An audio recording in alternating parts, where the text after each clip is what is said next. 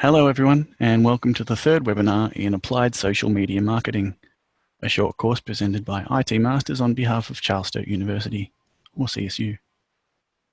My name is Guy Coward and I'll be your MC. Your mentor is Andrew Mashman. Before we begin, some housekeeping as usual. We encourage the asking of questions and the use of chat during the webinar, and we use two methods to do so. We ask that you direct all questions relevant to course content to the Q&A section, and that you send all administration type questions, dates, time, resource availability, for example, to the support team in chat. You can chat with panelists only if it's a private matter, or to all of your fellow students as well. And you can make that choice by toggling through the drop-down box once you have opened the chat log. There are some very experienced industry-based attendees who have been attending the webinars during this course, and they've been most helpful with queries and discussions, sort of augmenting discussion around the course content that you may have. We'll have Q&A sessions periodically, or if a question is particularly relevant, I'll interrupt Andrew. So feel free to fire them on in, and we'll get to them as we can. And if we don't get to it, we'll probably just hold it over to the end of the webinar, where you can ask it in the forums later. Angus is again around tonight in an administrative and technical support role for IT Masters. He's also responsible for the learn.itmasters.edu.au website, or the course page, which is where you'll find the other materials needed for this course. Links to readings, discussion forums, quizzes, videos from Andrew. There'll be another one of those up tonight. If you have any questions, please feel free to contact us using the details in that page, and yeah, do get involved in the forums. We have another guest lecturer for this webinar, Beth Powell, founder of Digital Marketing Club, a coaching and online training business for marketers and non-marketers who want to increase revenue through digital marketing.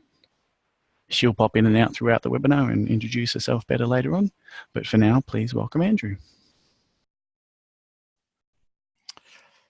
Excellent. Thank you very much, Guy. It's Andrew here, everyone. Welcome back to week 3 of our Applied Social Media short course. I hope people are really enjoying it. Got Beth tonight. She's going to be fantastic. She is all over Facebook. We'll do some more to introduce her in a little while. We're going to rehash a few of the key bits from last week as we just head through the slide deck. I'm also going to talk about, what are some of the bigger picture issues around making social pay for your organization, and then risk before we head into Beth's section. And probably, all I can say so early on is we've had so much great feedback, the stuff that's happening on Twitter, a little bit of it on Instagram, but on Facebook as well, people feeding back, talking. Our hashtags are really searchable within Google now, and they bring up a stack of sources that are related to the course. And certainly within Twitter, and probably over the last 2 days or so, between myself and IT Masters, we've shared about probably 10 or 11 topics, papers, interest pieces, etc., via Twitter and via Facebook, which are of interest to you guys doing this course. And in fact, some of the content from the course comes from those different things. And probably also that, the more we do this and the more I'm doing it, and I'm sort of at the front of the game at the moment, there's so much more to learn every single day for everybody. So learning is a great experience, and hopefully everybody's learned at least a couple of cool things already today, and we'll give you 1 or 2 things for this tonight to take into tomorrow.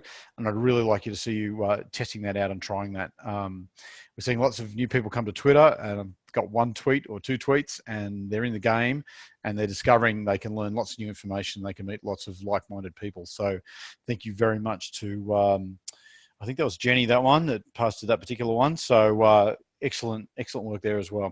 So let's fly into the deck, guys, and move through a few slides very quickly. Let's get my mouse back on the right page and we'll be right. Perfect. As mentioned, this is a taster course for kind of further university-based study, and the IT Masters model brings together both industry-based subjects, and on this graphic in front of you here, you can see the blue boxes. These are industry-based subjects which will be taught by academics and or industry practitioners at least. Some of them give you certification towards different industry bodies also. Plus we've got the more academic subjects which come together to make up an awesome starting point, which is called the graduate certificate. There is potential graduate diplomas, and then the masters, which is a full 12 units to do too. So if you haven't had a look at that, please check out, postgraduate study. It will change the way you filter information in the world. It will change the way you make decisions. It'll make you an awesome asset for your company, which is really good. So that's a go. We're working on a range of things here. I'm going to flick past that slide because we talked about that last week. And I just wanted to remind everybody, because it's my particular thing in marketing, is you have to be able to understand the customer, and you have to be able to understand what your particular organization wants to get out of things. And when you put those two things together, and I always describe this to people by, if you hold your hands in front of your body and put your fingers apart, knowing the right customers and knowing your organization's goals is like your fingers slipping beautifully together into a sort of a clasp, as it would be. Any kind of misalignment you have where one hand is higher or lower than the other, you can do this in front of you. I'm doing it in front of me as we speak right now, says that we're not really as well aligned as we could be. And what happens in marketing and in organizational strategy, the less well aligned you are, the more difficult it will be to run your business. You'll have to spend more on advertising to encourage customers because your systems don't work well, the customer experience is not really great, or you have to do things, a lot more training and cultural stuff inside your organization to get your people thinking about customers, etc. It's just more work. And players that have come to the market in the last few years or so, Google, that's going back quite a long time now, but certainly Uber. And if you haven't used the Airbnb platform, it's sensational. I both use it when I travel, and I'm a host of a couple of properties as well. And it's a mechanism that just brings me and people who want to come to places where my houses are together so beautifully. It's simple, it's frictionless. It's a great way to describe things. So coming out of that, social media is just a one way to decrease friction in your organization and with your customers if you know what's going on and if you understand who your customers are and what your organization would like to get out of it. So tonight, the title of the session is The World's Biggest Marketplace. And that's because I'm going to finish up looking at Facebook. And with 2.2 billion monthly users, it is the single biggest marketplace on the planet. And you go, wow, that's really good. That's exciting, because people would want to, go there, and they do. And people want to use Facebook. But the big question is, and this will be asking Beth a little bit later, is, because it's the biggest market in the world, is that a reason for my business to be on it? So we're going to investigate that as we go through the slides tonight as well. Each week we've been doing a little bit of homework, and I've done mine this week where I've updated my social media tool template for Instagram, which Amy discussed in depth with some good information there as well. I'm just going to move this across the screen here a little bit for me. And what I've just said here, which I'd like to just sort of remind you, and keep the words simple in these things. You really want to be able to communicate to the other people on your team, to the other stakeholders in your business, and maybe management if you want to get improvements there. But for Instagram particularly, on the way I would like to use it, what benefits and synergies does this tool bring to our strategy? Well, we discussed last night, essentially Instagram is a massively mobile tool. So it's about mobile. If people cannot use or view your products in a mobile mechanism, or they need bigger screens or anything, then it's probably not going to work for you. So in this case here, I'm pretending I'm Tourism Queensland, which is using Instagram very cleverly. It's mobile. Synergy is we have a skilled photographer, and if we have a business like Amy's, where she's a skilled photographer, other people are clever photographers on staff, then here is a way to make Instagram really hum for you. If you work in a business that is content rich, and any sort of tourism business could be great on that front, whether you're doing experiences, locations, or whatever else it is.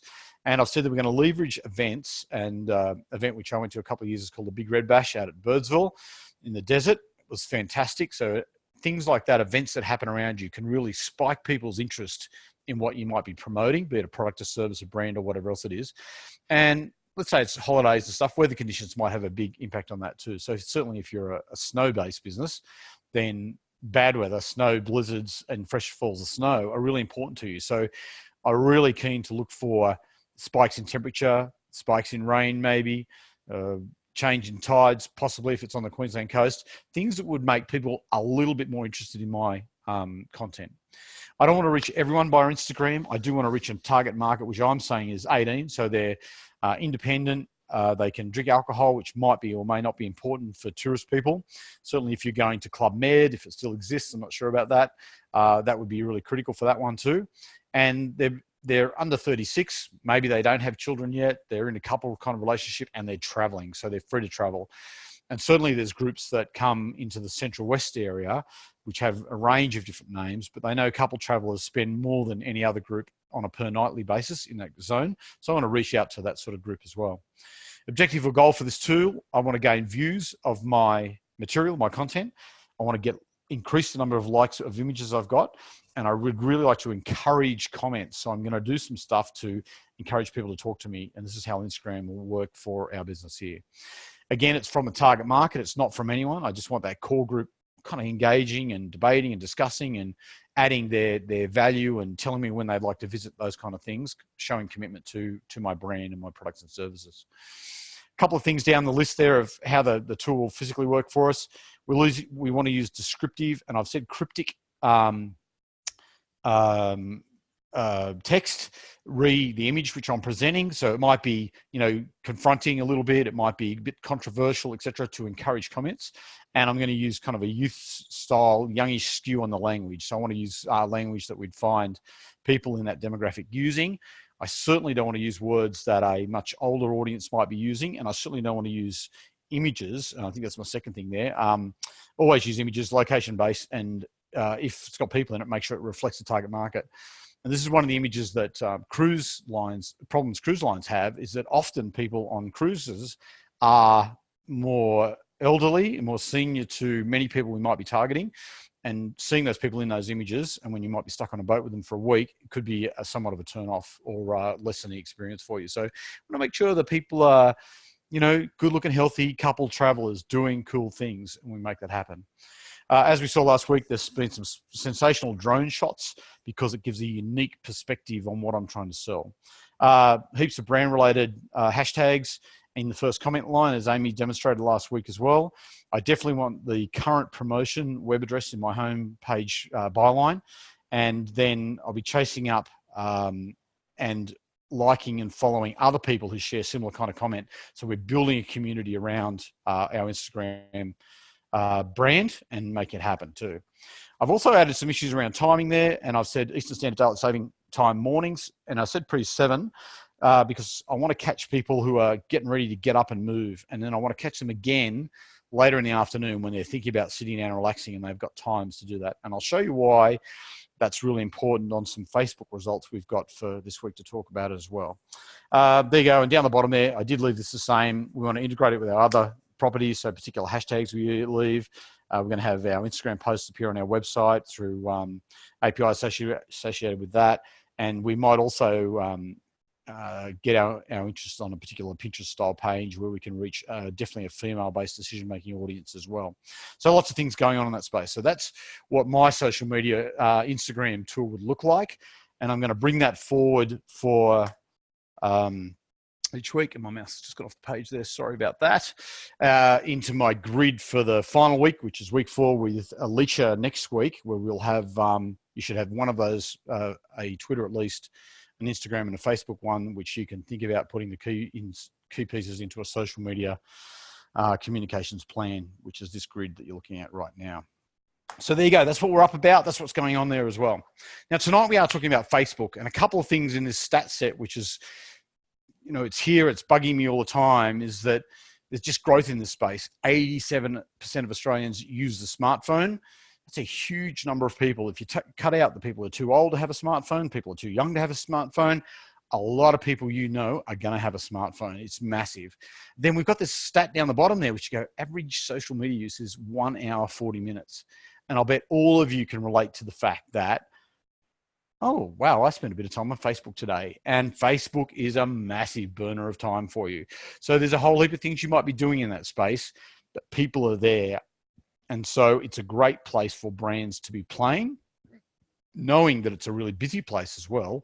And we have to plan our promotions, etc., around getting cut through with, likable, relevant, and interesting kind of content. So we'll talk more about that as we go through things as well.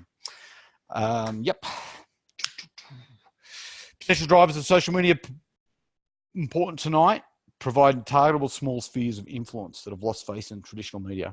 And certainly Facebook is on, many Australians' menu of places to get information. So even though it's this massive tool with 2.2 billion monthly users, and I I think I've got a stat a bit later on how many are using it on a daily basis. There is awesome ways to segment the market. And one of the coolest things about Facebook is being able to segment the market really carefully so you can advertise into that space. And we're going to talk more about that too. And the other cool thing about Facebook particularly is that, and this is part of its threat as well, I guess, is that it can provide us with a huge amount of information. Facebook is a big research engine, and it's collecting information on every single one of us every single time we log on, or we log on to someone else's page using our Facebook login details. So we can harness that massive amount of information, and we can bring smartness to our campaigns through understanding what Facebook is doing and how it's using information that we have as well. I just wanted to give you a quick update on where my Twitter presence has moved.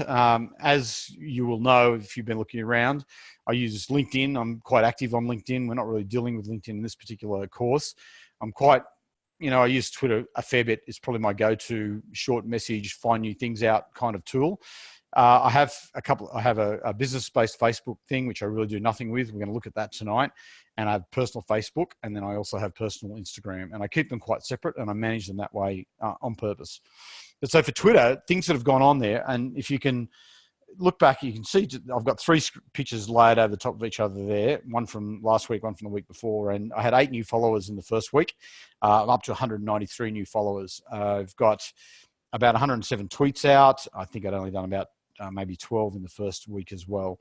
Had massive growth in mentions, and mentions bring me visits as well.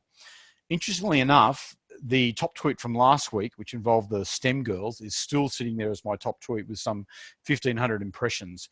But the top media tweet, which is just down the bottom of the page there, which is the dog photo, we'll talk about that in a little while, is sitting on 1,167 impressions as of sort of lunchtime today. So it's sneaking up in terms of its relevance. So I'm hoping the humans stay in front of the dog at the end of the day, but we'll look and see how that's going on as well.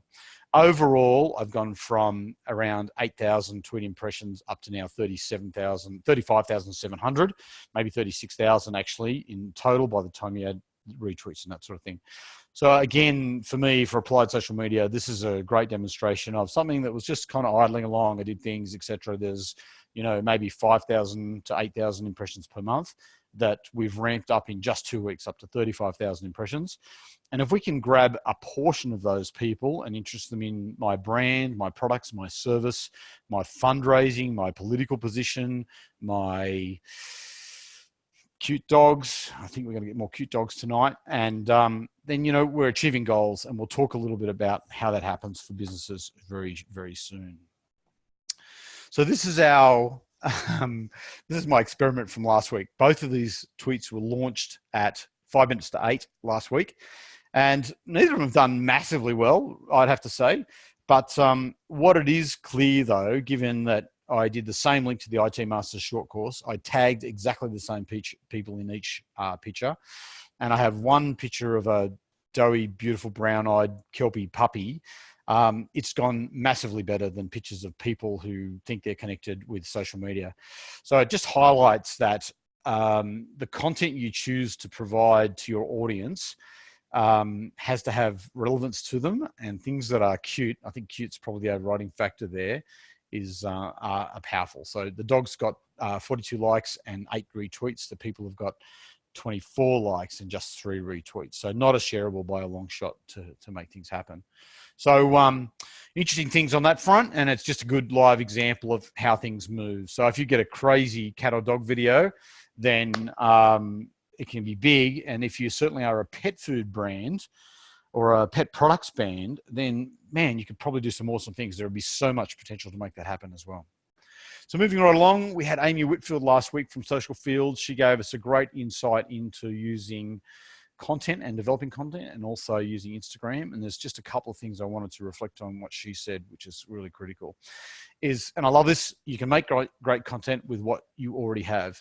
And if you were to look around exactly where you're sitting now, with exactly the devices you've got in your hand, you have a camera, you have a recording device, you've got a video player, you've probably got some quirky piece of art on the wall in front of you, you've got a pile of washing up in the sink which needs dishwashing liquid, or it could be anything you like. If you get to your business and your great ideas and your services and the people you work and and deal with, on the road, in location, with customers or whatever, there's a bunch of quirky things that you can do with the most simplest thing. And for me, this is the power of social media, is that you have stuff, and social media gives you a platform to launch it out to people who are going, wow, I never knew anyone had a collection of teapots like that. That's fantastic. I'd like to buy one off you. That's unreal. So even for a teapot collector, social media could have massive, massive impact in their brand. Second point there was to personify your brand. And this is, there's a guy called Simon Sinek. You might follow him on LinkedIn and a range of other people. He talks about understand your why, and personifying your brand is about your why. And we looked at, it was at Hello Kitty, the food place down the bottom there. Then, they've done a lot of work to make their food, their plates, their tables, their environment look awesome and unique and special. And when somebody rocks in with a picture of a piece of food on their phone and says, oh, can I have that? That there's something special and quirky there, and they're going to sit down and eat and enjoy that, take photos of it, share it, get likes on it, and grow your brand, massively. So the personified brand is important, even for a big corporation. It's probably not an awesome example, but any of the 4 banks or anybody in front of the Royal Commission at the moment, and could do with a bit of warm-hearted personification of some of the cool people, not all of them being cool, obviously, who work inside banks, who are doing awesome things to look after and protect your money. Clearly not everyone's on the same boat there, but banks could become warmer, and Commonwealth had a bit of a crack at that when they said they developed their Ken campaign, because they did some research and they found that most of their phone-based conversations with customers was, no, you can't do this, can't do that, can't do this, can't do this, can't do that, can't do that. So they worked out how they could really turn things around into a far more positive attitude. And that's a really big call for a bank to do that. But it's one stepping stone in doing things. So likely the brands that each of you guys like, and hopefully some of the people you're finding on social media to follow and to share and do those kind of things, go, yeah, I like that kind of guy, or I like that person, or I like that food, or I like that dog, and his collection of dogs or teapots or whatever they might be. And I like that, so I'm going to share, and I can trust that. I think he's authentic. And these are things which are massive in social media. And when you can capture some of those things, then you can make things work. Just dive down to the last point there. Be consistent in your style. When you've picked a theme and a way to represent your brand, be true to it like nothing else. It might have some rough edges, but be true to that brand and work on it and hone it till you look and feel awesome. And when you get out of bed in the morning to represent your brand, you go, yeah, I am Andrew Bashman, and that is my brand. I'm going to do those kind of things. It's empowering for you as an individual. It's empowering for your startup. It's empowering for your customers to feel good about the brands that they use and they endorse and they follow. So let's get into those kind of things as well. This brings me to a slide which I did tweet about today, is building trust. So early this morning, there was a link went out to some material about trust. Trust is massive for consumers to want to purchase, buy, donate, give, share, like, for that matter. And there's probably a bit of a question about Facebook likes. Do you trust a band you like, or do you just do it because you got, some money or a game or a win or that sort of thing? Well, you're probably not doing it so much if you're just getting that kind of reward for it.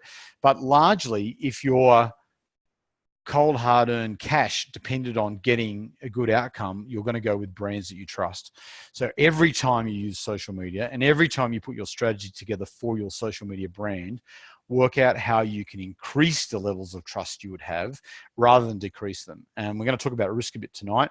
So it's all about how do we increase levels of trust rather than make, and most of the problems in social media come from quite silly mistakes. Excellent. So social, what's in it for you? This is the kind of core starting point for tonight's key topics. And we've just got a few slides on that. And really, we want to make social pay for us. You can spend a huge amount of time doing social, playing with social, observing social, and absorbing social. It's a massive user of time. But at the end of the day, not everyone's got all the time in the world. So you want to do things that work for you, that work for your business, and that your customers come to love and want to share and want to use purchase, buy, donate to, all of those kind of things. So the big questions for me are the ones that are listed down the page here. Can we use it to meet our goals? Often goals are about making money. If you're a not-for-profit organization, most not-for-profits have areas where they need to make money so they can subsidize areas that don't make money. Can we use it to reach our goals? And the answer to that is probably yes. There's a group on Facebook called Share the Dignity.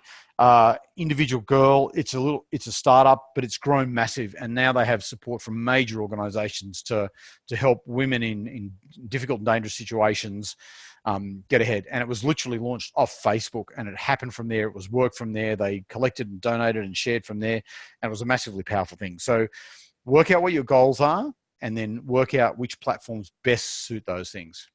Can we grow our brand? And there's no question about, from the dark old days of marketing, when you might have a spruiker in the square yelling through a microphone, come over here and buy these products, they're fantastic, then you're doing things to grow your brand. And social media platforms are just yet another communication tool. They are more achievable or accessible to small businesses, which is a powerful, powerful thing. You don't need a big budget, so you can go and buy some television time. And from one of the graphics we saw in week 1, television is still a powerful way to make people aware of your brands and products and services. But social media can also reach out for you to grow your brand. And I think Amy's examples around Kitty Burn, that was it. Hello Kitty, that was a movie, I think, is a great example of how you can grow a brand. It's just a cafe/coffee shop in Melbourne, which is a highly competitive food-based environment. But they're out there doing cool things, and they're differentiated from the masses, and people go there to get the food and the drinks and the environment, and they want to endorse it and they want to share it. So it's powerful. The third thing on my list here is, can we build community? And for me, community is a massively powerful thing. You can have customers and you can treat them on a transactional basis and go, oh yeah, we'll sell you one of those, take the money, thank you very much. Oh, would you like another one? Okay, that's transactions. Really, we want relationships. So a community can actually help sell products and services for you. Telstra is using a community of people who like solving problems, for example, in the mobile phone space, to help solve problems for Telstra's customers. It's a cool thing. So there's nerdy mobile phone guys, people out there who would just love to help someone. So the community aspect of social media is, again, something that could never have been constructed in a different environment without social media. So having a community, the networks, the connections of people getting together, as someone did, whether it was Jen or not, tweeted, meeting new people and learning about new things, that's part of the community that a brand, and tonight, maybe myself and IT Masters and certainly Beth are going to help create and build around stuff.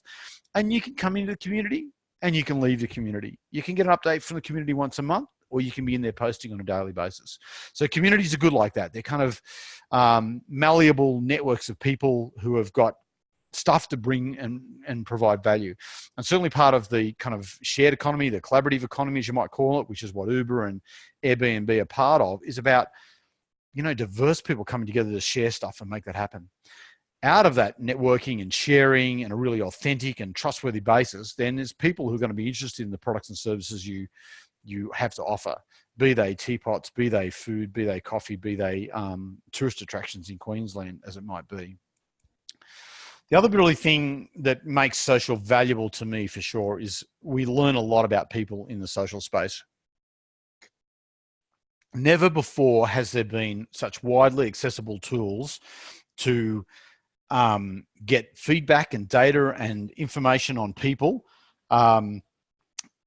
so that we can use that to improve our understanding of people, and we can improve our offer and our tactics to drive those people into our networks and around our networks, and understand how they would like to see money, how they would perceive value, rather than money, because we can build kind of value in this space, and it takes the pressure off that big marketing thing about how cheap is your price, mate, what's going on.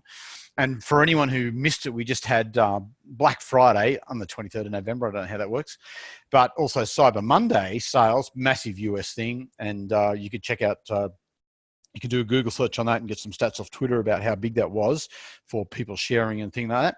But it's a price-based argument, and nobody's getting rich out of selling things at a discount. So if you build stuff and you want to get a premium kind of price and value proposition for it, then you need to know a lot more about your customers than just off the mesh. Let's chuck some stuff out there and see how it goes. My second last thing here is that through the use of social, we can improve searchability. So what they call SEO, so search engine optimization. Search engine optimization is what you don't pay for to get a good result on Google, the world's biggest search engine. The second biggest search engine in the world is YouTube, which is also owned by Google. And then I think Facebook comes in after that. But Facebook is a silo. It's its own environment. And really, most people will search through a Google or another search engine. That's probably a good survey, guys. See how many people can name more than 3 search engines that are out there. Google's got the business in that space. They're massively powerful. So in stuff we do in social, we're actually improving the way Google looks at us, because they see, oh wow, Andrew published some stuff on digital, he published some stuff on social media, he published some stuff on risk management in social media. Let's bring that information to the top. And for us, and you can check this out if you've got screens open, you've got a spare window there, go to Google and search on our hashtags and see what comes up. We pretty much own the space. IT Masters definitely owns the space around the IT Masters hashtag. If you search applied social, you should get a really good response for IT Masters as well. Which is, it's pretty random. If you type social media courses, all of that will be mainly paid advertising by the universities, etc., to do that. So by positioning yourself as applied social, then you have, cool opportunities going on in that space. So that's really good. And coming out of that also, so by putting your website in your byline, your current promotion, your landing page in your byline of Instagram, Twitter, or in your Twitter feed for sure, on LinkedIn, definitely, and on Facebook, then we can improve web traffic. And we're driving them there. And Beth, I'm sure, is going to demonstrate some tools on how to, because Facebook is very interested in how you drive web traffic and how you can be successful so that they can be successful in offering stuff to you as well. So to wrap this slide up there, we really want to capture the benefits for your business in social and then go after them. So personify our brand, take it to the platforms that meet where our target markets are, be differentiated or cool or quirky or interesting so that we gain attention, collate and sort of curate information with hashtags, build communities, etc. And then social media is going to become a really valuable part of your platform. Big question though, in terms of, is it valuable for you? The quantitative marketers will always ask, mate, what's the return on investment for that? And return on investment is the actual return we get less the investment divided by the investment. That'll give you a percentage. And investment is often what do we spend, but there's more to it than that, because we might have to engage people, we might have to produce content, we might have to spend a considerable amount of time on that.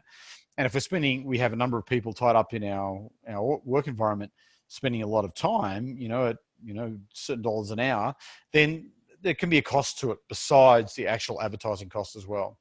So we want to know about what that is, and that helps us understand, okay, if we spend 1,000 and we get 10 customers, that's $100 a customer. And that might sound like a lot, but it might be a bargain price for some organizations, depending on what's going on. We'll talk more. I've got an example on that one in a second. The return then needs to be thought about also. What is the actual thing we'd be happy to get out of this? And that could be clicks. On Facebook, it's often been, certainly in the early days of Facebook, it was about likes. Can we get more people liking? Oh, I've got 10,000 likes. That's fantastic. The question you ask about that is, are those likers doing anything else? Did they go to the next stage of the funnel? We might talked about the pyramid, the inverted pyramid we talked about the other week as well. What's going on with that? We might definitely look at visits to web pages where we can count it. We can bring it into our own environment, and we'll look at zero in that in space in a second. We're definitely interested in shares, because when someone shares, they say, this content is good enough that I would share it with my friends, and they would say, oh, Andrew, that's a good piece of content. Thanks for sharing it with me. So shares involve a lot of trust and a lot of personal relationships for them, things to share well. So when something goes viral, which is a lot of shares, then you've got good content, which people are largely happy to share because maybe it's humorous, maybe it's crazy, maybe it's bad for your brand. That can be one reason why people share it as well, to make it happen. Other benefits we might look at is purchase, enrollments, donations. And we have to think about, if we use Facebook as the tip of the funnel to gauge new customers, and we can retain that customer for 50 years or so, buying insurance, products, audiobook downloads, whatever it might be, then there's a significant benefit associated with that as well. So we need to understand what that's worth. Another way to also understand this would be is to what other ways could we get these customers to do the things we do. So we'd be comparing social media platforms against putting a billboard on the side of the freeway, running a TV commercial. You might go, man, TV commercial is way out of the budget for me. But even if a TV commercial was $50,000 or $4 million or $10 million in the first break, in the first down in the Super Bowl, that might be exceptionally good value for a product at the right time, right place, etc. So we're doing a sum there to work out which is the best way to go forward. Now, the example I was going to talk about is that a business that I know which recruits people for education, their value for a completed application form is around about $75. So every time they get an application into their system, it's cost them about $75 to get it there across the board. And that could be using a whole range of tools to get it there. At an application form for that business, maybe 3 out of 4 will be unsuccessful, or maybe 2 out of 4 will be unsuccessful. So that ratio changes quite quickly. And what they're looking for is the best way or the most powerful communication tool to drive people to complete application forms.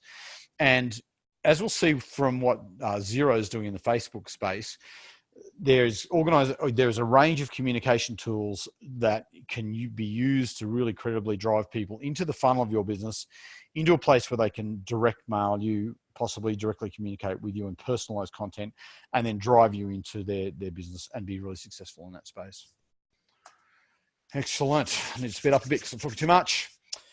So risks in social media, we're going to fly through this because everyone's going to say right off the top, man, there's 1,000 risks in social media. It's crazy. Let's not get involved in it. And there is a lot of businesses that are not involved in social media because of the perceived risks. I have to make it, this would be an outlandish statement, and Angus and Guy can see what the feedback is on the chat because I can't see that while I'm just presenting this second. But what is the latest epic social media fail that you've seen? And I have to think back a bit that there hasn't been many in Australia for a little while. It's been quite quiet. So that means there must be one in the pipeline somewhere. Maybe it just hasn't happened to the brands that I'm following. Maybe I'm not following them closely enough. Maybe I'm not getting close to their brands and stuff. So let's just see what's going on in the chat on that space. People might have some good examples, and maybe Guy can call them out in a second. The biggest risk in social media for a marketing-based organization is brand reputation. Your brand can be potentially trashed big time, be it a personal brand. If you're a Hollywood movie producer, it can be your brand, which is Qantas, is an example I've got in the next page as well. And so that can be really massively damaging for you, and it potentially could drive you out of business. So that's what people are aiming to protect against. And there's a range of things you can do around social media policy to significantly lessen the risk of those things happen. Another thing that happens is identity theft, where people hack your social media accounts and either steal the information or the profiles and use them for bad, for evil, as it would be as well. A third thing, which is massively important, probably right at the front of mind for everybody here, would be data violations, which would be the Cambridge Analytica, which involved, I think, 100 and maybe, what was it, 1.5 million users? I can't remember now. I don't think that was really a violation. I think that was essentially concocted to happen, and people were able to access the data legitimately. But in hindsight, when you look at what kind of data they could access and how they could use the data, this is part of the problem, how they could use the data for political purposes, then it became a really, really big issue for them. More recently, though, Facebook's had a slightly more quieter data violation where login details were stolen for about 50 million users, and it included things where access to information wherever you use Facebook to log into other brands. So it might be Slack.com, Monday.com, Asana. I don't know who else has got Facebook-based login on their systems. All of that data was compromised for about 50 million people. That's really catastrophic. And my personal advice to you is to use unique logins for all of your social media accounts, so that don't lose one, don't lose them all. The fourth thing down here is ill-conceived posts, and there's a lot of this goes on. Some of it happens at parties. Some of it happens late at night when posts should never be made. Some of it happens on the corporate phone and account when the corporate phone and account should be turned off and not being messed with. And some of it could be just malicious hacking by jaded employers as well, doing it before they leave the building. And then other things are just mistakes. And one of the big areas has been about spelling mistakes and issues associated with that as well. So ill-conceived posts. I did tweet this, the Hootsuite social media policy for employees. Check that one out. You can also Google social media policy, and there's a stack of information there that helps you understand policy. So first question thing on the other side there is have a policy. Second thing, double check absolutely everything. So it's always really good to have a fallback person that goes, yeah, that's great to tweet. Some sort of sign off in that space. Even if it's your mate you sit across the town from, just check, make sure the spelling's right, make sure the graphic's right, make sure no one's going to be offended by the content that's in the particular pictures as well. Make sure you've got strong security, because people are looking to hack corporate social media accounts and corporate systems for that matter as well. And certainly when corporates are dealing with a multitude of issues, then it can be really problematic for you as well. Beware of live issues in the marketplace that might be in your consumer's mind. So there would be a good chance that over the weekend stuff could go pear-shaped for the Liberal Party, and it probably pretty much did around politics in Victoria. We've had today, and I haven't had a chance to follow up on it because it's just been happening live, is that Julia, someone I think, has resigned from the Liberal Party, become an independent independent member of the House, and that's throwing the government into chaos. So there'll be a massive amount of Twitter with the hashtag #AusPol happening tonight, and that'll be burning people's individual brands. There'll be stuff going on in that space as well. The outcome of some of that stuff is if you make a mistake, you need to be super fast to get onto it. You need to own it, and you need to reposition that was a mistake. We didn't mean to do that. What can we do to fix it, and get work on fix it? And there's actually professional organizations that can help you with social media fails as well to make that happen. But for small businesses, you can fix it yourself. And in fact, you can use that, oh my God, I'm human, I made a mistake thing, as a way to engage people and get things going forward as well. A couple of examples of that. So 2015, Woolworths tried to own the Anzac 100-year centenary commemorations.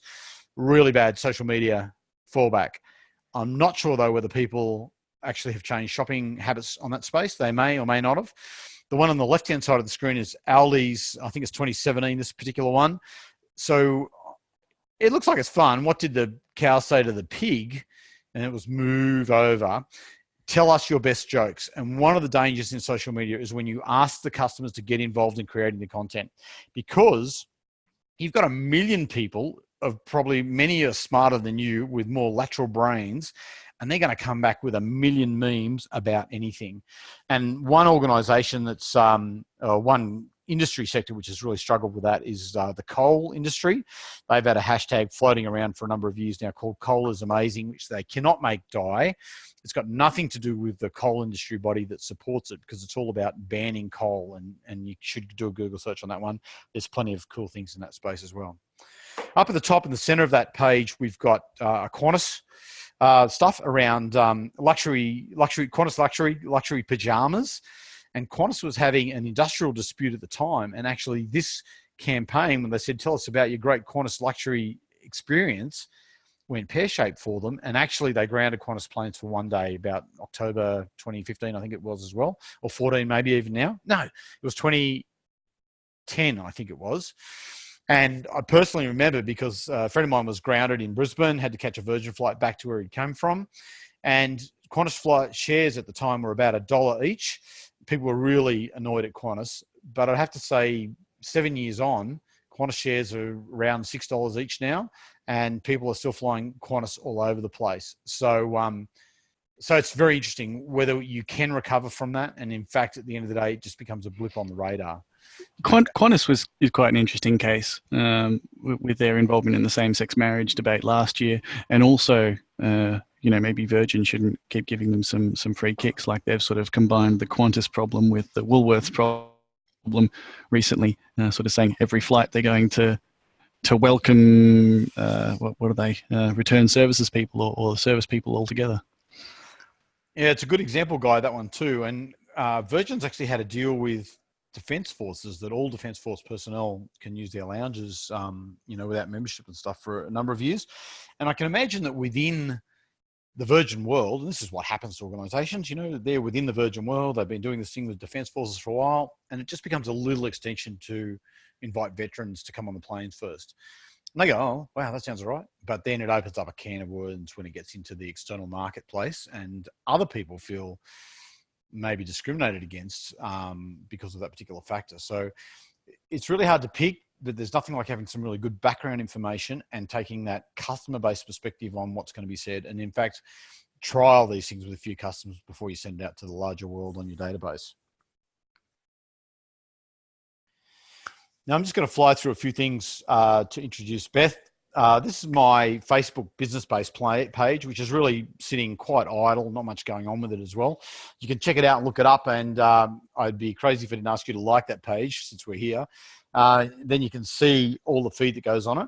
Up until about 2 weeks ago, I could share via LinkedIn to Twitter, and then Twitter would post to Facebook. But just in the last, I think, fortnight, Facebook has cut off API from Twitter, and so I can no longer post directly that way to this particular page.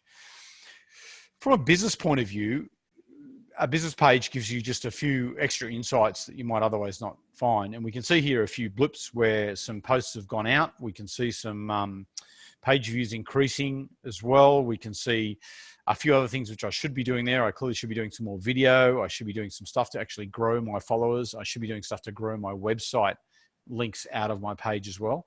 But the cool thing about this, it just gives you this information to make decisions about. And my page is a poor example for anybody, but nevertheless, it's a starting point for organizations to do things. Up the top right-hand corner, you can see a blue box which says organic and a green box which says paid. So in the cell in the middle, which says reach, you can see I paid for some reach. And I did that specifically for this course, so I could show you that little blip on the radar as well. So good information comes from Facebook. If you have a page, this is the kind of stuff that's available for you. And then Facebook works quite well with you to help push things forward. This is just a list of posts that I've made from, some of them are from today, back to the 10th of November. And just a couple of little things here. Down the bottom of the page, one of my best posts was about Instagram on Facebook. Don't know how that quite works too, but reach of 418 and 14 engagements. You'll also see then there is some stuff on the 13th, which was the night of the first course. But so the 11th, I think the 18th, and then there's another blue up here, where it is. So the 11th and the 18th, they're both Sunday nights. And one of the things I'm getting out of that is that there's either no great TV viewing on Sunday nights and people are spending a little bit of time cruising around Facebook. So this is just all information we can use to learn about how things are working and how that happened. Okay, need to move further forward because Beth's waiting in the wings there for me. 2 ads. We can pick up on those. So just going back to that page there, and I will do this very quickly. So the first ad up there reached 268 people and post engagement was 130, and I spent $30 to achieve that. That's, gosh, 268 people, that's not be bad, but 1 in 2 of them actually engaged with the post. That's kind of cool. Second one reached 3,000 people, that nearly 3,300 actually. That's fantastic, but I only got 8 links for a $20 spend. Some of the reasons why this is happening is that the first ad was targeted at men and women aged 18 to 65 plus who live in a single location, which is Queensland, and no other information. That ad ran for 1 day. So it just bombed out to 3,000 people and didn't really achieve much for me at all. The second ad, which you can see here though, is targeted at people aged 20 to 50 who I feel might be in the interest for further study. It's in 3 locations, which are our 3 biggest cities, Brisbane, Sydney, and Melbourne, within a 25-mile radius, because it's just Facebook and it's that. And they have 2 interests, advertising or marketing. And what that done is cut down the number of people this ad can reach massively, but it's reached people who have likely to have a much stronger interest in social media. So this is some of the stuff that Facebook can deliver for you. Cool. I'm just going to keep flicking forward now. I'll probably review the Facebook, the Xero example for next week, because I'd really like to introduce Beth. Beth is a long-term colleague of mine. We've taught together in kind of vet in Sydney, doing a number of different things there. We've also done quite a bit of work for the Australian Marketing Institute, where Beth still does quite a lot of stuff for them as well. And Beth has gone on to author a particular book called Drive More Business, which is how automotive dealers can use Facebook in their marketing. And she's also kicked off what's called the Digital Marketing Club, which I'd recommend you guys check out, because it provides a massive amount of free resources. And if you want to go the next step, then there's some other courses and stuff you can do in that space. So without further ado, I think I'd like to hand over to Beth. Thanks for coming along tonight, Beth.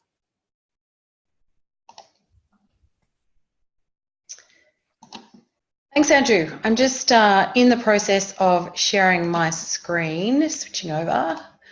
There we go. So I'm assuming everyone can see my screen. Yep, we can see your slides now, and it's in a slideshow. And can I start with, which sports are you a fan of? I'm a tragic. I'm an AFL aficionado. You know, I watch all the games, whether it's my team or not. Who do you follow? Well, I'm in Sydney, so I do follow the Swans, and I don't want any comments tonight about Buddy Franklin. And I've also played netball since I was about 8, and these days I'm a netball umpire. So I coach kids and I umpire senior netball, and that's how I spend my Monday nights, my Saturdays. Yeah, that's my sports, but I can watch anything. Beauty, thank you. No problem. Now, last week there was lots of questions about Dogface as well, and if you stick around till the end of the presentation, you'll get to see a picture of Dogface. So I promised that I would include a picture of Dogface, and so I have done that to make people happy. What I wanted to do is, first of all, just talk a little bit about strategy. Andrew's touched on strategy as well, and for me, I think one of the things that we've got to think about as marketers, and particularly in, for Facebook, which is where I'm mostly focused these days, is that people don't see something and then buy it, right? There's a process, and you think about yourself, of course, there's a process that you go through. You identify a problem, you do some research, you validate, you evaluate alternatives before finally you would kind of get to a deal-making stage. And typically that's a customer journey, whether, you're buying a mortgage or something smaller than that, a car, or some IT solution if you're in B2B. So in order to think about that customer journey, about how do we apply that to our social media marketing, there's a guy called Dave Chafee who's a digital marketing guru based in the UK. His blog's worth checking out, actually. It's called Smart Insights. And Dave came up with this process, which is called the RACE framework, called Reach, Act, Convert, and Engage. And what it means is that, our first step, and we don't have to do these all sequentially, do one and then do the next one. We do them all at the same time. But what we're doing in our social media marketing is, the first thing we're doing is reaching out to people. The next thing we're doing is act. And act is really short for interact. And what you're trying to do with the act phase is get people to engage with you one step further. So often this will be about getting people to interact with content in some way, or provide an email address in return for something. Something like that, so that you're taking them to the next level of interest. The third step, convert, obviously take that conversion step. So whether that's a purchase or whether it's a sign up or something like that, it can be a sign up to a newsletter in some instances.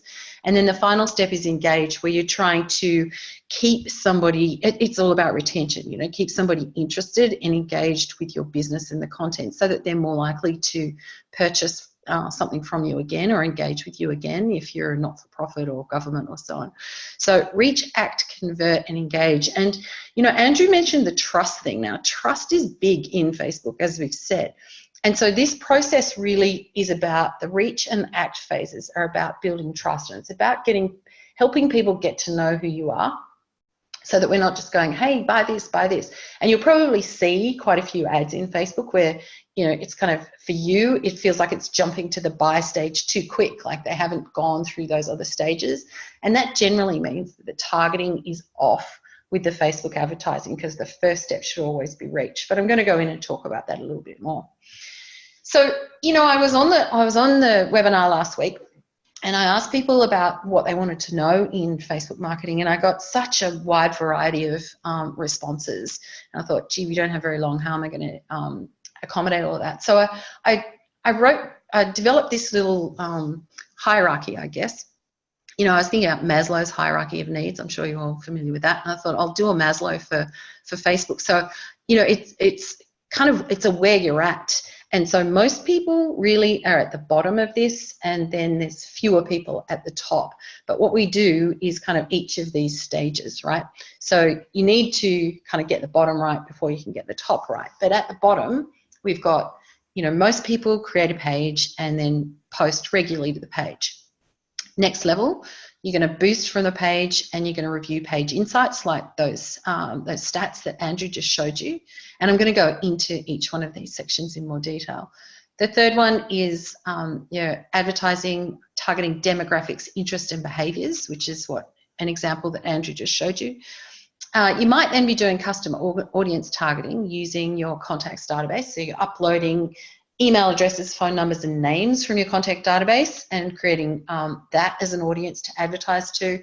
At that third level, maybe you're also experimenting with ad formats now and testing, kind of randomly testing things. If we change one variable in our ads, we run two versions, what information do we get about what's working better? And reporting ads, or probably reporting on ads via Ads Manager, but also with Page Insights. So most of the reporting happens between those things.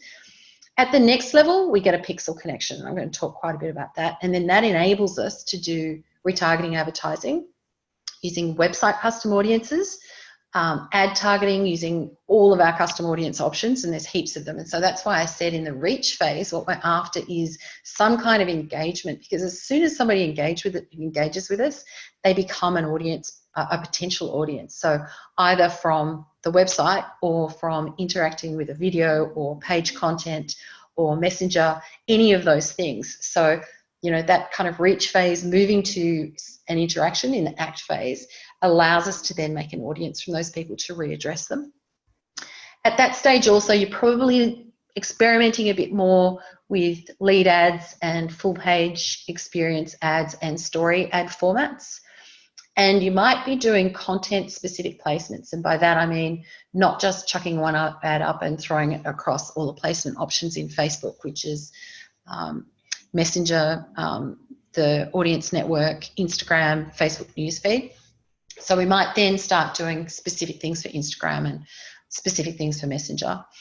And at this point too, you might be looking at Facebook Business Manager implementation. I'm going to talk a little bit about that. And then right at the top, we've got a formalized testing program. So we're spending more money on testing. We test all of our campaigns before we run them so that we know which is going to work better for us. And Facebook has a testing tool. It's prohibitive for some small businesses to use that because we're really looking at $800 minimum per test. Obviously the big spenders are going to be using tests continually, to grow so that they know where they're going to, get better value for their ad spend. At this level too, you're probably doing a product catalog, which means that you either take your inventory automatically from wherever your inventory is housed into Facebook, or you make a manual product catalog. You can do either way. And, obviously if your stock changes a lot and frequently, then you want to have a dynamic one where Facebook's just sucking that information out from your inventory housing. Like Shopify has this, for example. If your stock doesn't change that much, then you can just make something in an Excel spreadsheet, and that's your product catalog. And a product catalog matches with dynamic retargeting advertising. So that allows us to do kind of an automatic advertising, and I want to talk about that a bit more. And then, of course, offline event sets, which allows us to measure the success of our offline conversions related to our Facebook advertising. So let's say you sell something in a physical location, or you're running an event in a physical location, and you want to know how many people, so the conversion happens offline, but you want to know how many of those people who converted, interacted, or saw your ads in Facebook, and that's what offline event sets does for you. So let's get into these a little bit more detail. First of all, creating the page and regularly post a page. So the questions that I get asked a lot is, how often should I post to my page? Now, is there too much? Can I post, make people tired of me? I don't think so, and really best is if you can post every day. It doesn't matter if you can post more than that. The thing is about what kind of content you use, and we've covered this over last week and this week about really relevant content to your audience. So it is about knowing your audience. And then the other thing is personality content.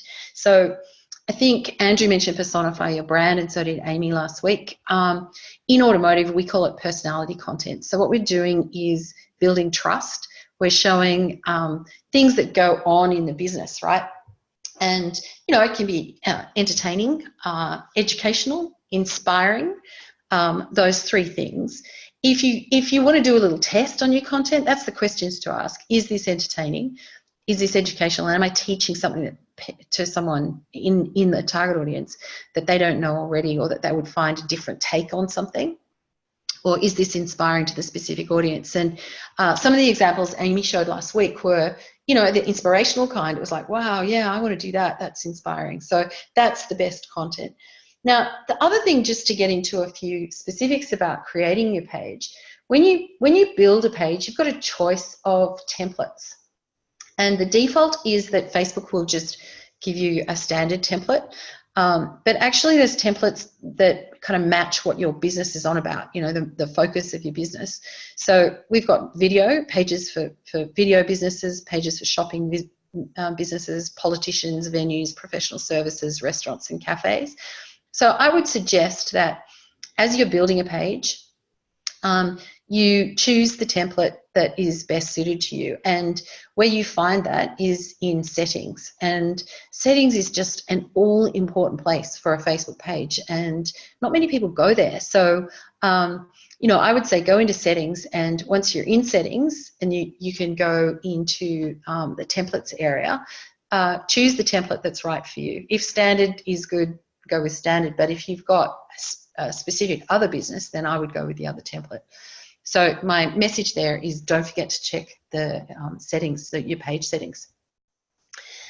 Now, the next level up is when people boost posts from a page and review page insights. Andrew's already talked about page insights, so I'm not going to talk about that anymore. But one of the things to know is that Facebook's algorithm around reach has been changing since 2012. So in 2012, that's when Facebook went public, and so needed to have shareholder value, demonstrate shareholder value, and it really worked on the advertising platform at that time. And the advertising platform has just grown in scale, and all the different things that you can do with it just radically since then. And as that continues, so has the non-paid reach shrunk.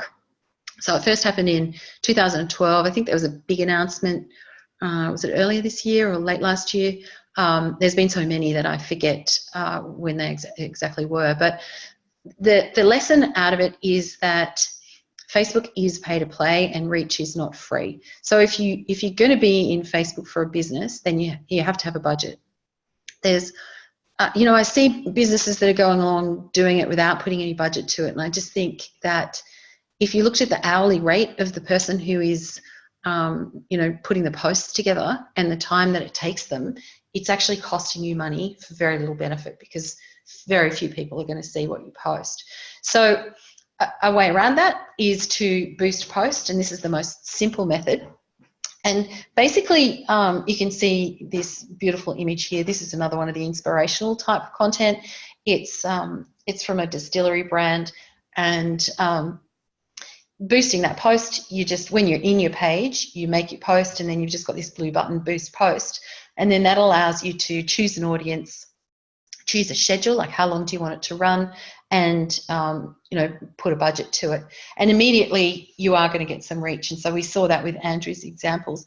One of the traps here, though, is if you've got a nice post, you think I'm going to boost it, and the post has the image on the post has words on it.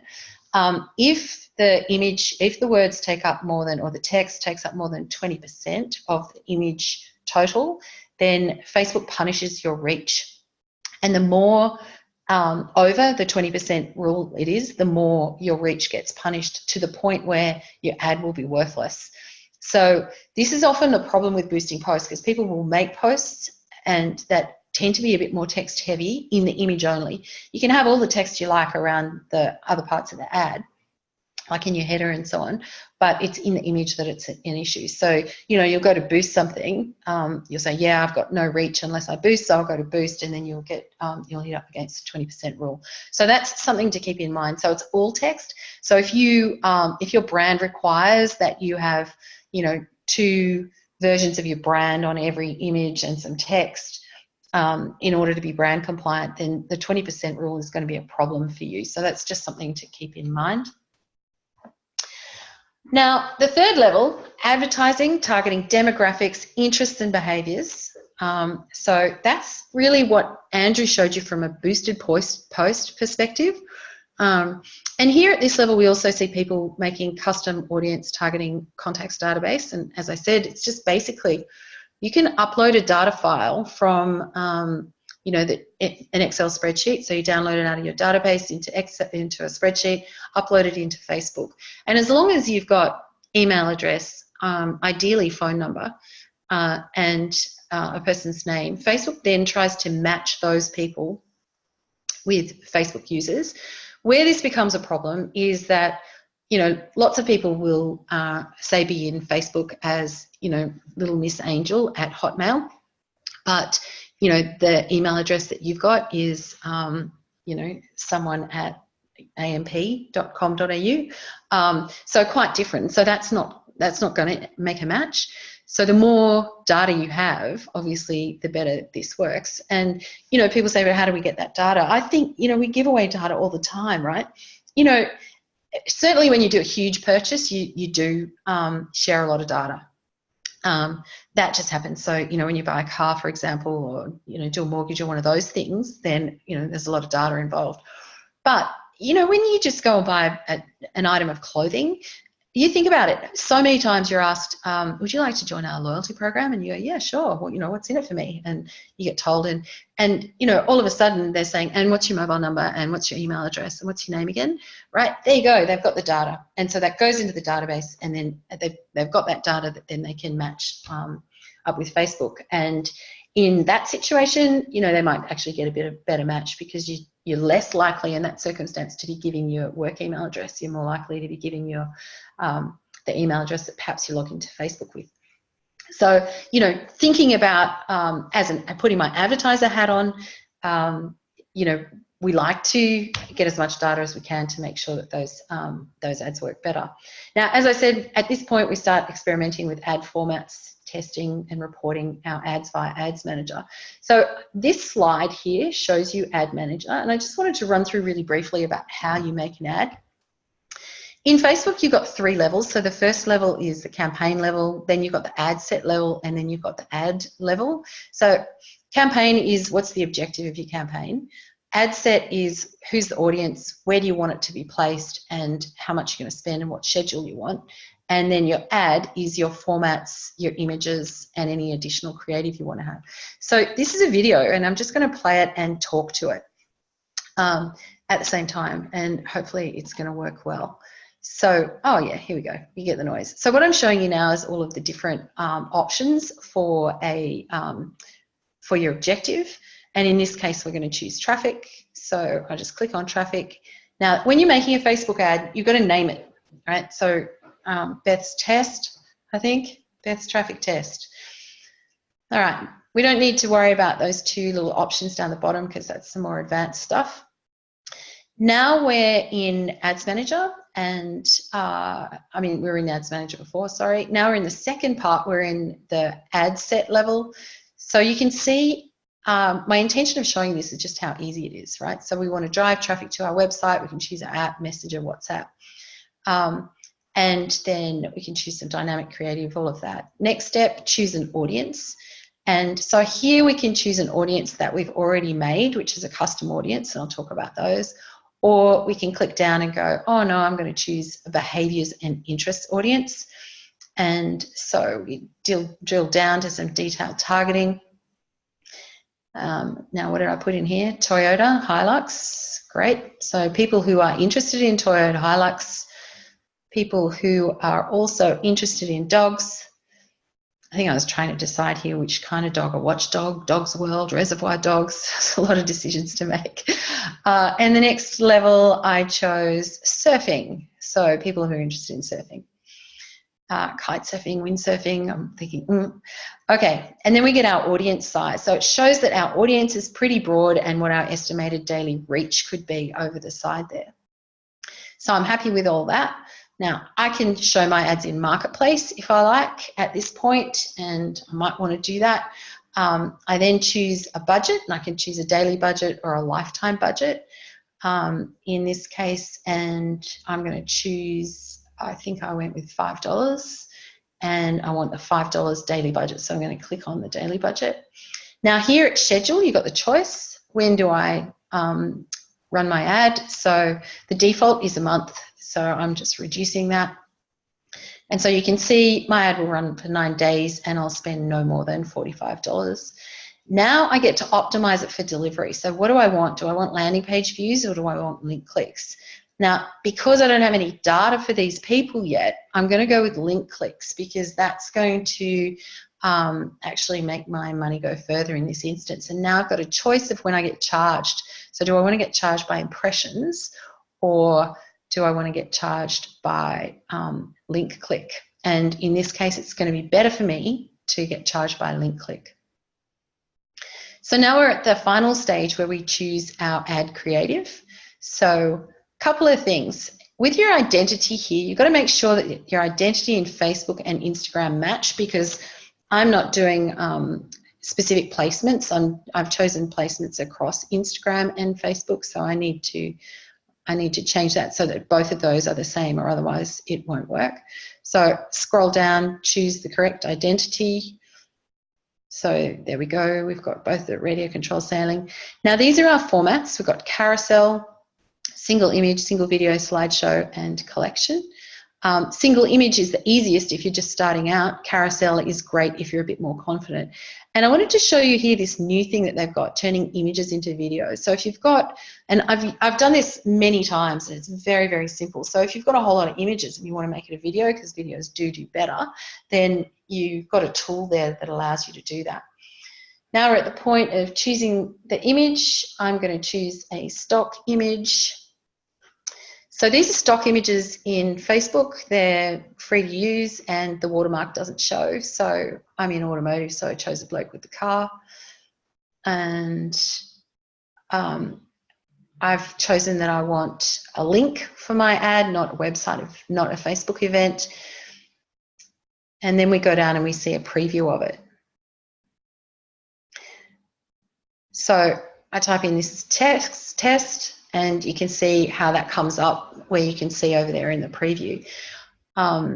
So, you know, as you type in more, now that's not controlled at all by, you know, you can put as many words as you want in there. We're going to put the website URL, and we're going to choose our call to action, and there's our list, and we've got Facebook pixel tracking set up in this. So that's it. That's it for the video, just explaining how to do a Facebook ad. And the reason why I wanted to show you that is because I wanted to just show you how easy it was. And, you know, it is better where possible to make an ad rather than boosting a post, because boosting a post will give you some value, but they never they don't work as well as an ad, and your options with boosted posts are more limited with an ad. So where you can make an ad, you're better off to make an ad. So the next level would be getting a pixel connection. And what the Facebook pixel is, it's just a piece of code that is generated when you make an ad account in Facebook, and then you put that code on every page of your website. And it tracks visitors to your website regardless of where they came from. So it's not just tracking people from Facebook to your website. It's you know, like the Google Analytics tracking code, it's tracking visitors from anywhere. So visitors that come from Google, visitors that come from itmasters.edu.au, you know, visitors that come from wherever. So the reason why this is good, because once we've got the pixel in, we're tracking events, and then we can adjust that code to then track specific events or actions that people take on the website. So for example, if you're in e-commerce and you've got a checkout button, you can track that checkout button. If you run webinars and you've got a register now button, you can track that, or download brochure or anything like that. And from the pixel tracking, we can then create audiences which are called website custom audiences. And website custom audiences are basically people who visit your website. So we can choose people who visited one page on your website but not another. So they visited the checkout page, but then they didn't visit the conversion page, like the thank you page, if you like, to show that they actually converted. So that's what we call an abandoned cart scenario. You can track people who visited 180 days ago, but not in the past 30 days, right? And these audiences are dynamic. So as people come into, visit your website, they dynamically come into your audience. So very flexible like that. And our custom audience options, we've got website custom audiences, data file audiences, which I've already talked about, page engagement audiences, video views, event engagement, Instagram engagement, lead forms, lookalike audiences, and more. So it comes back to what I said right at the beginning about reach. With reach, you want to reach a whole lot of people and get engagement in the act phase, so that then those people are an audience to you, and you can deliver them more content which is based around building trust. So we still wouldn't at that point go buy now, because it's not ready yet. We're still in the build trust phase. So once we've created these audiences based on their behavior, then we're still in the process of building trust. And at this level too, people are then thinking about implementing Facebook Business Manager, and some of you might have heard of that. And Facebook Business Manager is basically, it's a project management tool for Facebook. So it allows you to bring all of your assets into one place, one project management tool where you can manage them all. So by assets, I mean your Instagram pages or accounts, your Facebook page or pages, websites or multiple websites, and by that I mean the pixel, and multiple ad accounts. And it just makes it easier to manage. And there's also some features in Business Manager that are not available if you're not in Business Manager from account management point of view. So if you're at this level, I would say definitely use Business Manager. If you're a consultant, you work with other businesses, managing their Facebook page, I would say use Business Manager. If you're a business that has others managing, or a team working on your Facebook assets, then I would say use Business Manager as well. And then finally, we get to the top of the pyramid with Facebook Analytics. And Facebook Analytics is quite different to Facebook Insights, which is what you saw earlier. And what Facebook Analytics does is brings together your Facebook pages, your Instagram, your Messenger, your website, your app, all in one analytics platform. And Andrew talked about ROI. What you see in the analytics platform is ROI. So your efforts in Facebook are demonstrated to you with the analytics platform, because you can see things like how many people interacted with a post on your page who then went onto your website, and who then went on to, if you're e-commerce, then went to the checkout page or to the purchase page. So you can actually create funnels that track people's activity from one thing to another. So it's a really powerful tool to demonstrate ROI. We might also here be working with dynamic retargeting ads, and I talked about those a little bit earlier, where they work together with your product catalog to deliver automated ads, and those ads are based on if this then that rules. And if this then that means if somebody looked at this content or clicked on this page, then deliver them this particular ad. And so you can set up your own rules, whatever you like. It doesn't always have to be, if you looked at those white boots, we're going to send you an ad of those white boots. It could be something that is complementary to those white boots, right? And you set up the creative for those ads, but the system automates it, and that's really exciting. It works very, very well for advertising. Personally, I love it. I'll agree that it can be really annoying if it's wrongly targeted or irrelevant. And then there is Dogface thinking about offline event sets. And clearly she thinks they're food, but yep, that's the picture of Dogface. And offline event sets, as I mentioned, is a data set that we upload into Facebook, and it tells us, it does a match, and it tells us how many people converted. So let's say we've got people who turned up to an event that we were holding and they had to get ticked off at the door, right? We've got their email address. So we'd put that data set into Facebook, and then Facebook would match those people with people who saw or interacted with our ads. And so then we would know what the return on investment of our ads was for that offline conversion. And that's, you know, clearly really powerful. It's not only about ROI, it's also then that we can create audiences from those people. So offer them, you know, advertising for related products that they might be interested in, or, you know, create lookalike audiences from them. Now, I know some people think all this stuff is really scary, and in a way it is. And when I put my marketer's hat on, though, you know, I like it because personally I like relevant advertising. You know, I hate getting irrelevant ads, and Facebook used to be a shocker for that, and it's not the case anymore. And, you know, personally, I think that's a good thing. So a couple of examples. So here we've got educational content, and the objective is reach. Both of these are from the health area. And we've got another example where we've got educational content and the objective is ACT. So you click through and you can sign up to join the School of Better. Obviously, then it's about building community and also getting those email addresses. So just to finish off, remember, we are reach, promote and attract, ACT, build the relationship. And that just doesn't have to be in one step. That can be in multiple steps. Convert is the obvious next step for the person who now trusts you and is convinced that they want to, you know, purchase the product, make the donation, get involved in the campaign, whatever it is. And then engage is all about offering value and staying in mind or top of mind, generally staying in mind. A little bit about digital marketing clubs. So I do offer a whole lot of courses in all different aspects of Facebook. And certainly I'd encourage you to click on that link, and then that shows you, gives you more information to all of these.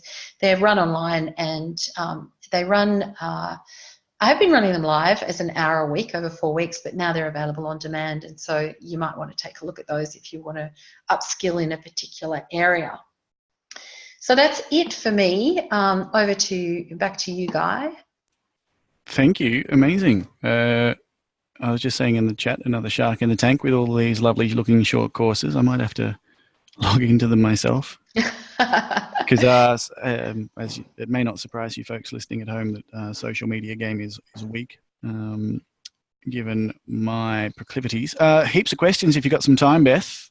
I do, yes. Excellent. We'll start with a basic one from Bruce. When you post something, who sees it? I guess, and you could add, like, how does Facebook determine, you know, who's in those groups that we target? Yeah, so I pretty much want to say no one, but I won't say that because I do have one page that I manage where people see stuff and I'm amazed because, you know, I don't do much advertising or boosting in that page. People see it who engage regularly with your content and your page. So those people who are active are more likely to see it. So this particular page that I run is a community page, so they always do better. And I think because it's a sports page as well, Facebook gives preference to sports pages. So it's got two ticks, it's community and it's sports. And I've got a couple of really avid sharers in there. And so as soon as I post something, I've got about 4 people who share. And it's also global. So, you know, with that mix, it actually does quite well.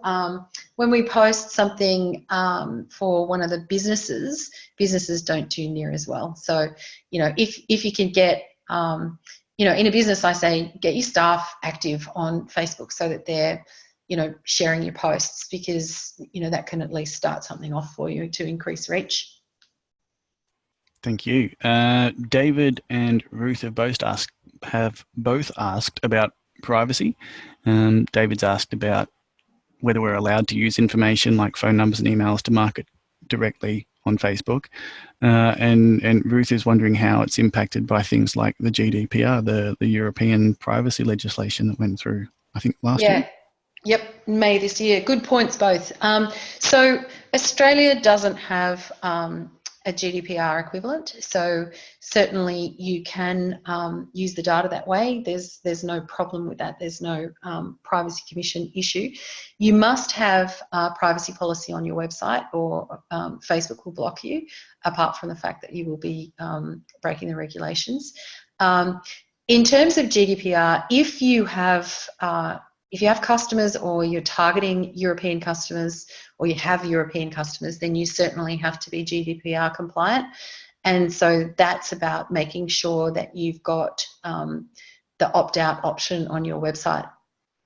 So you would have already seen plenty of websites where, you know, we track, we use cookies to track, and you know, people have to agree or not agree, and you know, that process then makes it GDPR compliant. So you would have to do something like that. Some people are kind of going that way anyway, just saying this is best practice, we're going to do it anyway, and you know, so that's certainly something to consider. Thank you. There's a bunch of questions about adding pixel code to websites and how-tos on Pixel, but I'll say, why don't you just go and visit the page? Beth's slide deck will be up tonight, so have a look there. Sayaka has asked, can Facebook ads be incorporated into stories, and will Facebook charge per image in the case of carousels? No, Facebook doesn't charge per image in carousels. Carousels, you used to be able to make a carousel for a organic post, which then you could boost, but you can't do that anymore as of, I think, 3 weeks ago. So if you want to use carousels, you have to do it in an ad. You can have 10 images in a carousel, so it's great. And they don't charge per image. Stories is available as an advertising format, and I think stories are great. And you can choose to have stories going across Facebook and Instagram, or you can choose Instagram only. With a story, my tip would be, stories have a beginning, middle, and end, always. Every good story has a beginning, middle, and end. So make sure your story has a beginning, middle, and end, and it'll work much better for you. So creatively, that's how you want to think about it. Thank you. And I reckon we'll call this the last question just on this section. Davey's asked you, Beth, whether you would employ a pure marketing grad or an infotech grad, given how things are going these days. Oh gosh, I would, you know, if it's going to be a pure marketing grad, I want them not to be frightened of technology. You know, the thing that bugs me the most is that people just won't go in and have a go. And I'm always saying, hey, listen, you can't break it, right? You know, do it where you're not going to hit publish, but if you do hit publish by accident, you can delete it. You've just got to go in and give it a go. And it's the same with Facebook Analytics. I'm running a class on that at the moment, and you know, it's so fantastic, the tool, but if you're scared of it, it's never, you know, it's never going to work out for you. Technology is not going to bite. So, you know, I think that's a really interesting question. I suppose I want a person who has an open mind to information technology. That's what I want. Yeah. I hope that answers the question. Yeah, thanks. And then we've had some interesting comments throughout the night and probably throughout the course about whether, I guess we can talk on a more systemic level about, you know, whether there's more uses for these sorts of tools and platforms. A lot of people are like, oh, is it just the case that we're just like promoting things like Black Friday, and how about we make some more positive changes? But I guess that's a question for another short course and another time. Well, that's true, but you can use all these tools for positive change. I mean, you know, Facebook advertising has been used for some great campaigns, and you know, I've been involved with a few government campaigns where we just went social, and you know, it depends a little bit on the target market, but oh yeah, for sure. You know, the not-for-profit sector is doing extremely well using social media marketing, no doubt about it. No, that's good news. Might be a good time to bring Andrew in. I'm sure Andrew's got a few stories about them as well, and then sort of talk about what's going on next week and any insights. And also, thank you so much, Beth. That was super interesting. Thanks. Feel free to stick around and we'll close out the webinar together. Okay.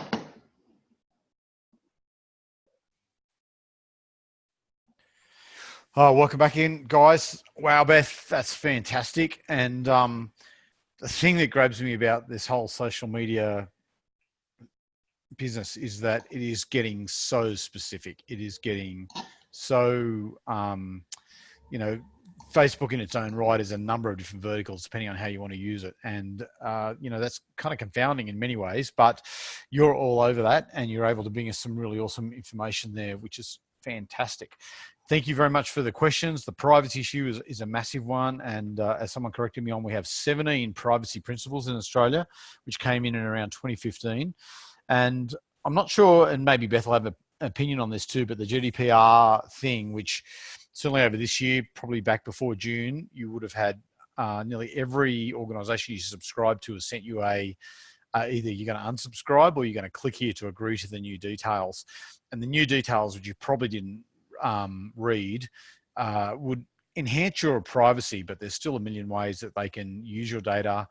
Your data potentially can be shared, or your data can be tracked in all sorts of different ways as well.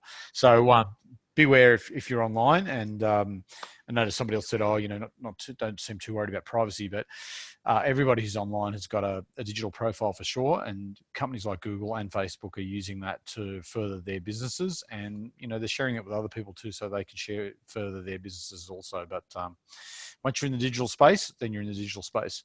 And I think that's one of the things that's driving the opt-outs of the National Health digital portfolio card thing as well.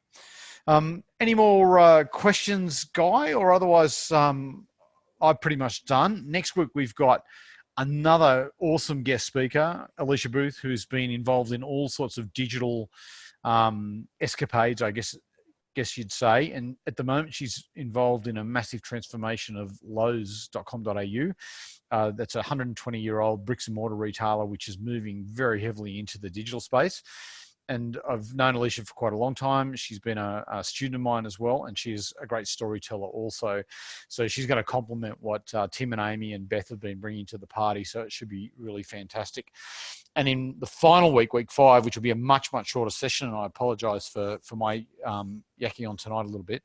I'm hoping to get them all back for maybe a few minutes each so we can wrap up the course and get you excited about the use of social in your own business to build your own brands. Guy, do you want to wrap up from there? Yeah, beauty. Just thank you everyone for hanging around. Thank you, Beth. I'll unmute you now, and any final insights, and otherwise have a chat about what you're going to be chatting about in week 5 or something. I was just catching up on some of the chat there. I think seeing some of you fessing up to being on the lower levels of the pyramid, I've just set a challenge. So, you can just work your way up. I thought step by step. Certainly next week, I'm looking forward to hearing Alicia, and I think that's going to be really valuable because she's got, a different experience to any of us that have spoken so far. So, good on you, Andrew, for pulling together such an interesting panel. All righty.